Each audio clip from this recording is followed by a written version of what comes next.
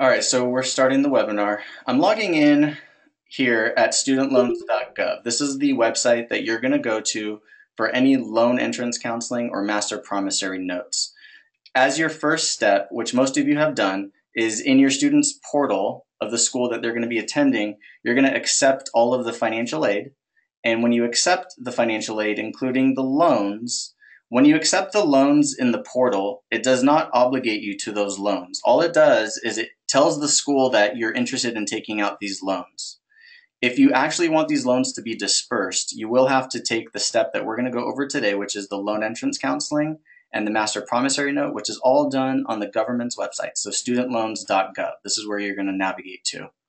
So as I'm logging in as a student. And parents, when you're logging in for your loan, you're going to use the same exact website and same login, but you're just going to use your FSA ID instead of the student.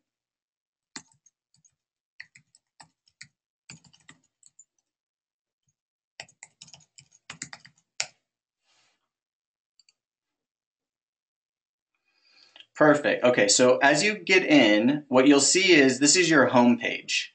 Anytime you want to see what documents you have on file, you can always navigate to your My Documents page, so view My Documents. Now, again, as I mentioned, for this particular student, she's a returning student, so she'll be a sophomore in the fall, and I'm just doing this on her profile right now. So she already has, from last year, a loan counseling session that she did. And remember that if you're going to use the federal loans, then you're going to have to do this every year. It's a process that does repeat itself, just like filling out your FAFSA. You're going to do this part every year as well. Also, she has on file the master promissory note that she completed last year. So after you're done looking at you can always go back to your home page. And this is what we're going to start with. Complete loan counseling. Entrance counseling, this is the required part. Financial awareness counseling. These are things that you should just familiarize yourself with. Plus credit counseling. This is if for whatever reason a parent has something derogatory on their credit history and they can't qualify for a loan. There are some processes that you can go through, and so you can read about it here. And again, if a parent doesn't qualify for a loan, then you'll have to show the school the disqualification letter, and the school can offer the student additional Stafford loans, but that's something that has to be communicated directly with the school. Again, I'm using this as a student right now, so as I go into entrance counseling, I'm starting her entrance counseling process. And now I'm going to select the school that needs to be on file for this particular loan. When these loans are dispersed, the loans are dispersed directly to the college. So they do not send the loan money to the student or to the parent. It all gets sent directly from the loan servicer to the school. So the school will keep on record how much they have received from the loan.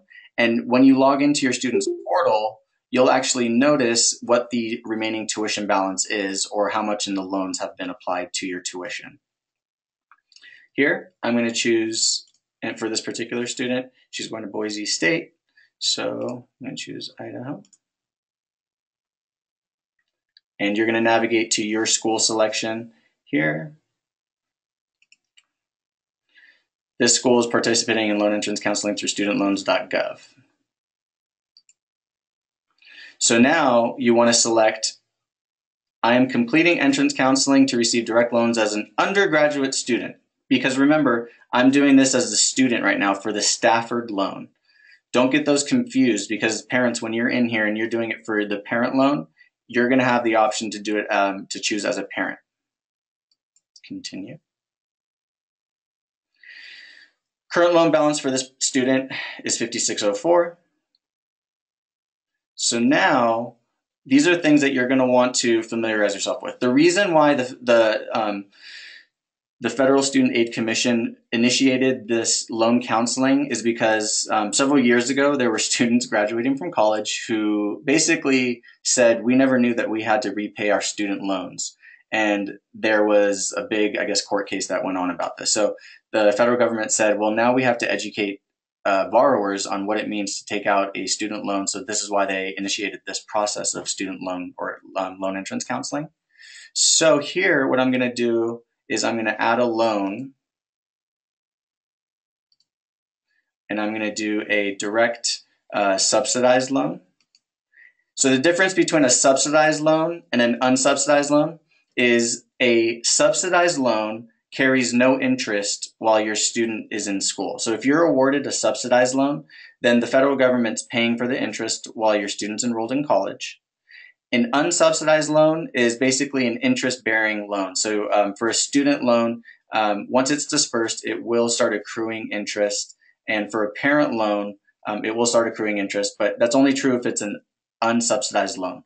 The only types of loans that don't carry interest are the subsidized loans. So just be aware of those two differences. Interest rate, I'm going to put for a direct subsidized loan, 0%, and total, I'm going to put $4,500.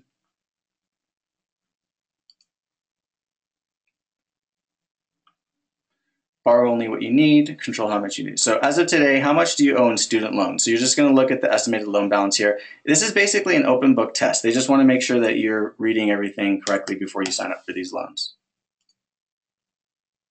Loan basics teaches you about the history of the loan programs. Everybody will receive notice from their loan servicer. So that might be a term that you want to write down. Everybody will be assigned a loan servicer. So this is a person that you can contact to talk about your loan. They'll give you options such as, do you want to make payments right away? Do you want to defer your payments while your student's in school, which means that you don't have to make any payments while they're studying or attending college? Do you want to make interest-only payments? So those are some of the repayment options that they're going to talk to you about once you're assigned a loan servicer and once you complete this process. Interest accrual, how the interest accumulates over time. Capitalization of interest. This is important to understand what it means if you do let your loan go into deferment and you're not making any payments on it, then eventually you will be paying interest on interest. So it's just something that you need to also be aware of. Master promissory note, we talked about that. Half-time enrollment. Once your student goes into what's considered half-time enrollment, then their loans could become due at that time. So they really want to encourage students to pursue full-time enrollment. Free money first. These are things that you're going to want to familiarize yourself with. And then, like I said, this is an open book test. So what sources of federal student aid do you have to repay? Grants, do you have to repay?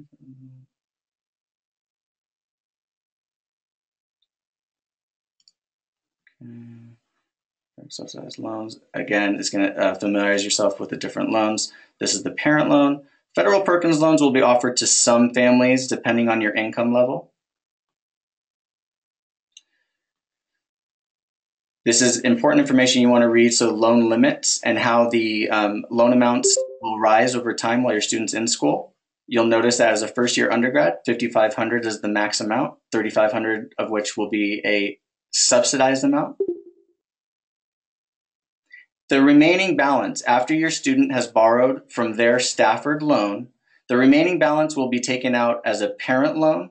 So because the federal government gave the student limits on how much they can borrow, they require the parents to borrow the remaining balance if they choose to. But the student cannot borrow more than the max that's allowed.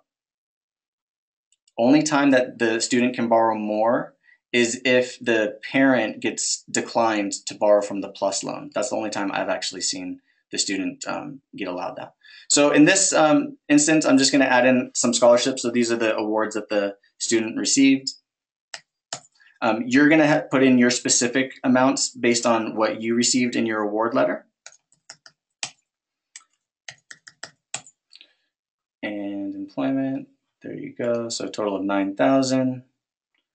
Educational expenses, type of school, whether state, in-state, on campus. So it gives you a little financial summary of what you're looking at. So if you were to have an income of this, you would be basically, your expenses would exceed the income. So it's trying to show you how to be a responsible saver, and also when you start earning an income, how much your repayment schedule will be to apply back to your loan. What are your total estimated expenses for this year? There you go. For the year, we got to go 19,760.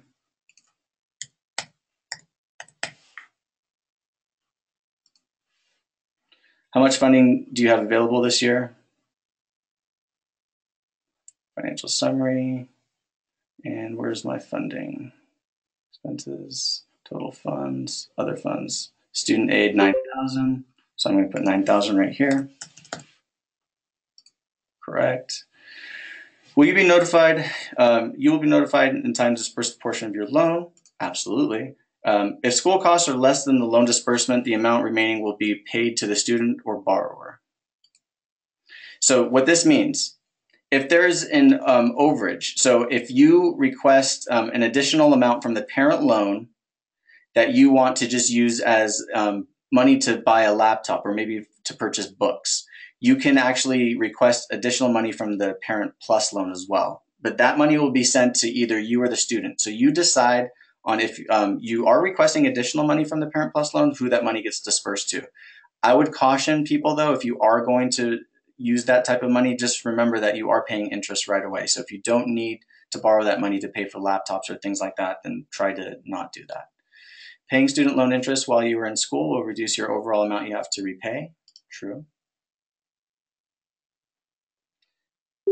This gives you an idea of how much interest you would save if you were to pay it off sooner, for example. So if you finish school in 12 months, your potential savings.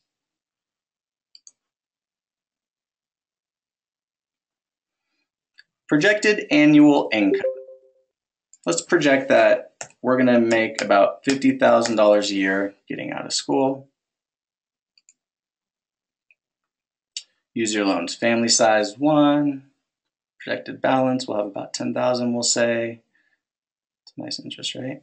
So if we're going to use the standard repayment method, be $93 total amount paid and repayment over 10 years. So these are generally going to be a 10-year repayment option. So similar to how a home mortgage is amortized over 30 years, 20 years, 15 years, these loans are generally going to be offered over 10 years. If you pay it off sooner, there is no prepayment penalty. So you can definitely pay it off sooner if you like. And then you can combine loans. You can extend a fixed term. Obviously, everybody's scenario is different. So I'm just right now choosing a standard repayment options. Gives you some idea there. Income per month, loan repayment, remaining balance per month. When do I need to start remaking my payments? So again, this is something that you're going to need to read, but generally 6 months after you graduate is when your loan payments become due. So they will typically give you time to find employment, and then 6 months after you graduate, that's when the loan repayment options will become paid. You begin to pay those back.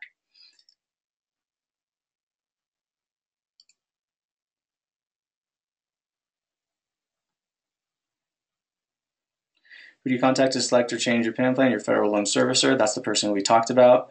You must contact your federal loan servicer to change your address, drop below half-time enrollment, or leave school. Definitely want to contact them if any of these happen.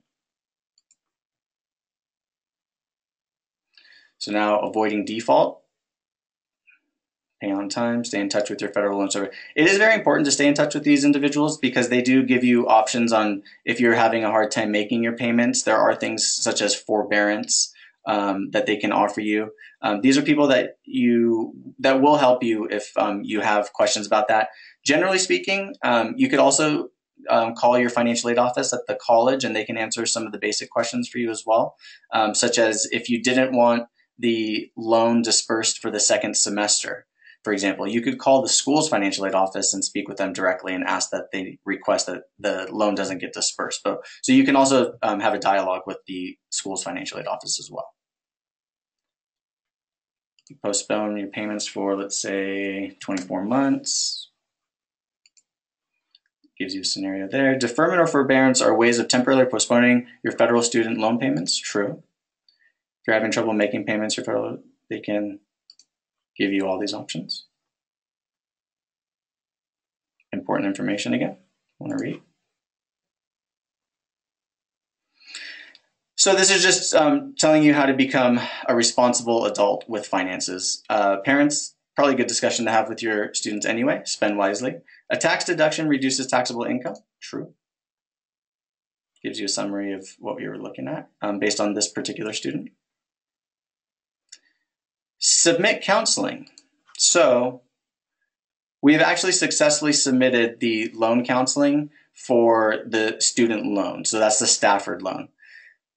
Parents, when you do your loan process, you're going to have the same thing happen. You're going to go through the loan entrance counseling process, and you want to make sure that you're signing in with your FSA ID. So just be sure to make that distinction when you're signing up for those loans. Again, when you come here, it gives you a summary, and then you can go back to the home page, which is here. So if I go here, my account, my documents, remember we talked about this, so I can go to loan counseling. And so now it shows the most recent loan counseling that Madison completed. The next step that everybody's going to take after this is the master promissory note. So if I go back to the home page, my home page, what you're going to do next is complete loan agreement, master promissory note.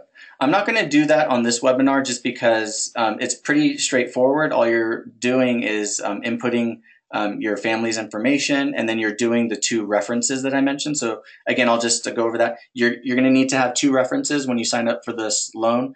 These individuals are not people that are responsible for the loan, but just in case the loan servicer needs to contact you and they need someone else to get a hold of, that's why they ask for those references. Parents, you're going to apply for a Direct Plus loan right here. So be sure that you do this part as well. I'm going to stop the recording now, but I'm also going to stay on so that I can answer some of your questions that you have. But thank you all so much for joining the webinar.